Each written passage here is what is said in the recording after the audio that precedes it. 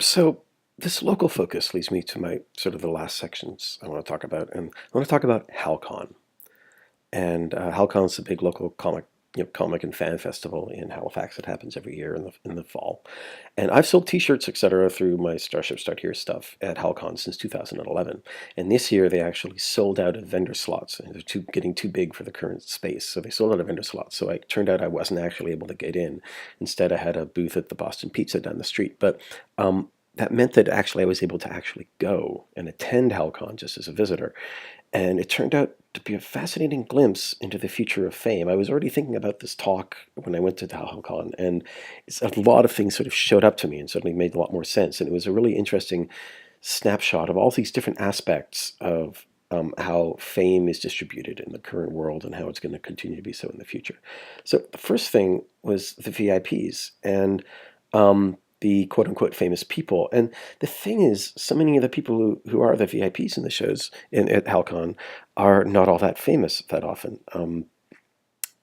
Certainly there's famous people in science fiction and fandom, Harrison Ford and William Shatner. But HalCon isn't quite big enough yet to get that kind of caliber of people. But they do get people, and they come and they are treated like heroes, and they have lineups that go forever for people.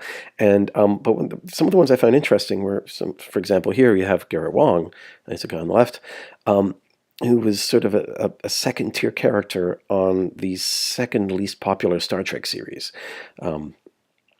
But and that finished, a decade ago or something like that. But he brings the party wherever he goes, and when he shows up, it's on, and he takes a huge amount of time to take the time to share with all the fans and the people, and he's just a riot, and he's really generous, and he hosts events and MCs the costume contest, and he's just such an engaged part of it. And he's been a big hit for 2 years running. I hope he keeps coming back. The next guy here is Vic Mignogna. And he actually got to start mostly just doing voice work for the dubbing, for English language dubs of anime cartoons.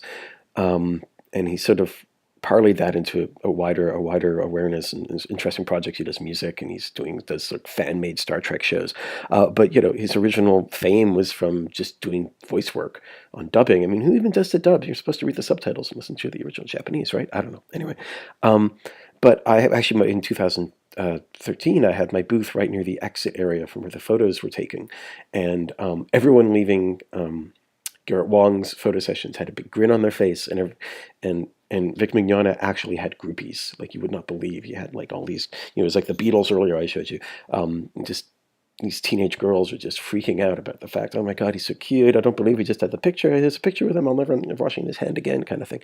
And it's really fascinating that somebody who, say was in a show that was canceled after 12 episodes a decade ago can still be a huge draw and a huge hit, and get people lining up for hours to see them. And this, I wonder if people from things like The Wire or Law and Order sort of look over at the people who managed to get a gig in a science fiction show, even a brief one, and wonder why where's their convention, because that'd be really cool. I'd like to hang out with Omar, and McNulty, from The Wire. That would be an interesting thing. But anyway, there's something about fandom that really brings out this sort of extra fame for people who aren't otherwise necessarily all that famous. Another aspect. So this is Riddle. She is a Canadian. She's a professional cosplayer. So, for example, after HalCon, she immediately left and flew across the planet and went to another con in Dubai. And then a few weeks later, she was in New Orleans. And here she is at the biggest con of them all. This is a poster she had for San Diego Comic-Con. And you can see in the bottom corner, it actually shows where she's going to be and the different people that she will be playing that, while she's at San Diego Comic-Con.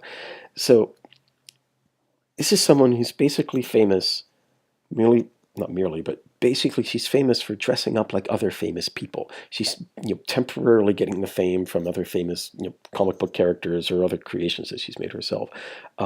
She's famous for sort of implying a certain larger than life stature. She's able to, as we talked about, you can ride on other fame, and she's also leveraging the local, not the local geographically because she's famous around the world, but the local in terms of fandom and interest in this particular kind of anime characters.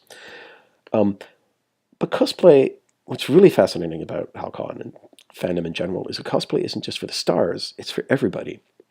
So that's me. Since I was finally attending instead of just selling behind a booth this year, I gave in to my lifelong Star Wars fascination, my Luke Skywalker thing that I've had since I was a little kid. And I found there's a site online you can just order, and I ordered an X-Wing pilot uniform, with the jumpsuit and the cables and everything. And I went and attended HalCon. I walked down the street dressed like this and went into the HalCon and everything, and it was amazing. I guess it got, as soon as I entered, I started getting people stopping and like saying, "That's an amazing costume! Wow, that's awesome! It looks so great! Can I get your picture?" Nonstop all the way through. And this is something I just bought off the internet for like $80. Had a helmet and everything. And it was great. I was able to feel kind of like I was a famous VIP. I had like friendly paparazzi. And I got to borrow the fame of Luke Skywalker, or at least the fame of the Star Wars franchise, for a weekend. Something that was very important for me since I was a little kid when I saw it in the cinemas when it first came out, because I'm old. And I noticed, though, that everyone in costume was getting the same treatment.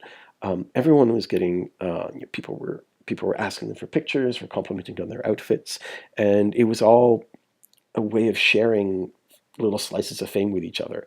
And so people were actually sharing around the good parts of fame, the respect, the admiration, a bit of fawning, but none of the creepiness. And I even found a group of other like-minded people. And they get gawking looks and stunned admiration at all weekend at HalCon due to how much they actually kind of look like Harrison Ford and Carrie Fisher. In fact, they're very meticulous about their costumes. And we found this great space in the Barrington Center where we could get these awesome pictures that look a little bit like Cloud City or something. And so HalCon, in a way, has all these sort of worlds of the future of fame. So it has semi-famous stars who get treated like royalty and kept people lining up for them all over the place. It has people who are famous for how well they pretend to be other famous people. And then all the attendees are also able to dress up and share in fame and the fame experience for a weekend, and then it's over, and they just go back to their normal lives. It's this amazing future of decentralized, localized, supportive fame. And just one last thing on the HalCon front. This is some folks from Maritime Heavy Armor. And these folks make elaborate sort of science fiction costumes from, here's a guy from Halo, the Master Chief. Here's a Marine. There's people from, do the big battle armor from Starship Troopers, or from Warhammer 20,000 AD, things like that. And not only do they put together these cool costumes and just hang out at HalCon, but they do charity fundraisers.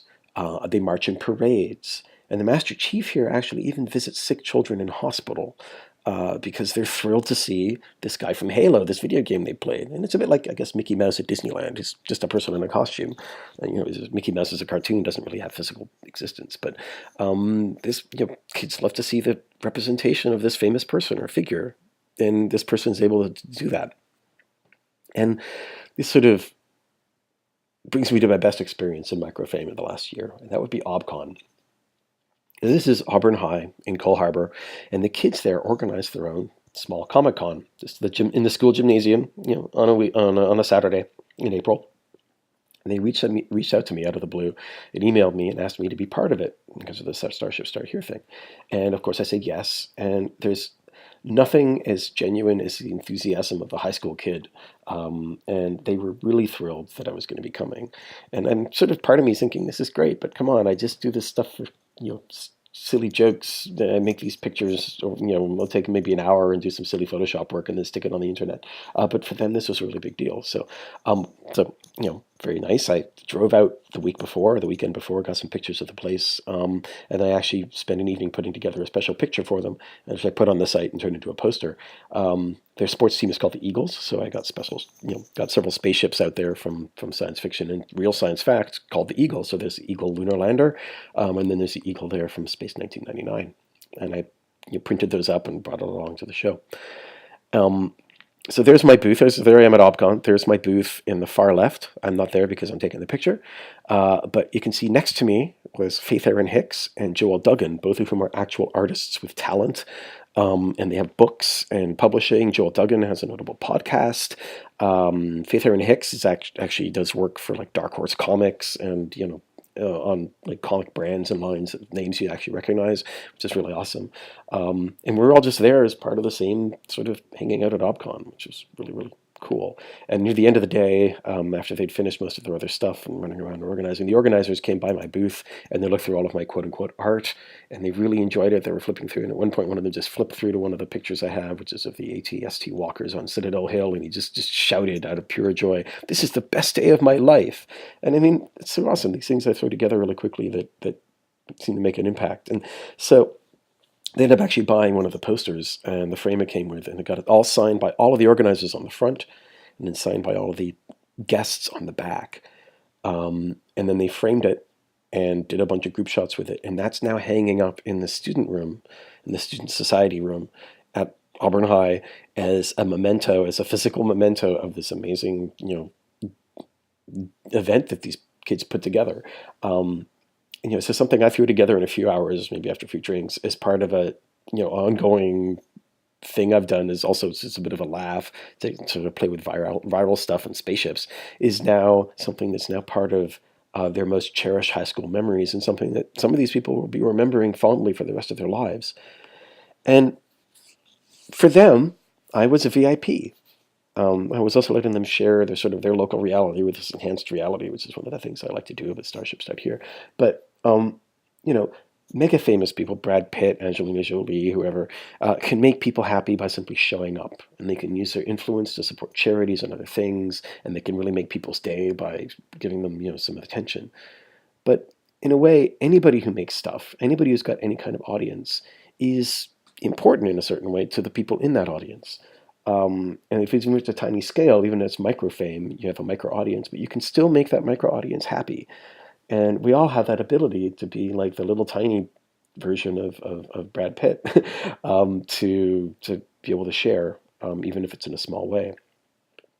And often, I think what people crave most about fame is the respect, I guess, and the reinforcement of your ego, and maybe to counter insecurities. But what I think people most crave is having a certain kind of connection. And so I'm going to close with actually this one I just saw from Amanda Palmer. Amanda Palmer is a musician, artist, and really, really big on social media. And she's sort of been doing a lot of her own exploration of the world of how fame and social media and direct connection and mediated connection works, sort of from the other side, because she's quite famous. She'd had quite the year. She had a book came out. She had a big famous TED Talk. And the book became a New York Times bestseller. She has all sorts of internet hate as well, because she's a very divisive kind of character. And she recently put this up on Facebook. "Now I know why I wrote this book. This is better than being the New York Times Book of the Year." So she used to be a busker, and this is where she learned her courage and how to deal with an audience and how to make connections. And this is an article about a guy in Walla Walla, Washington, who's decided to take up his lifelong habit of playing the violin, go out into public, put on a unicorn head, and in the holiday season wear an ugly sweater, and busk, play violin at people all around town in Walla Walla, Washington. And in the interview in the article, he name checks Amanda Palmer as a direct inspiration for getting the courage up to go out and do something like this. And for her, this is the most important thing at the time, that she's influenced this person to go out there and make an impact on the world. It's about having an impact, and it's something that we can all do in our own little way, because we're all at least just a little bit famous. Thank you. I'm going to leave you with this. I couldn't figure out where to put this in the presentation, but I just wanted to show this, so here it is at the end. This is my IMDb entry, because I was on one episode of You Can't Do That on Television back in 1984. I wasn't very good, so I was only in one episode. But I have an IMDb entry, and I'm also the first Andrew Burke entry in the IMDb, out of the 20 or so Andrew Burkes that are in there, key grips and all sorts of stuff. And as you can see in the top, we talked earlier about the fame having a number. You can see there, in the last week, I dropped by 81,000 places in the global fame meter in IMDb. I'm not sure who all those 81,000 people are who are ahead of me, but there you go. That's quantified fame for you. Anyway, thanks so much for listening. Thanks. Bye.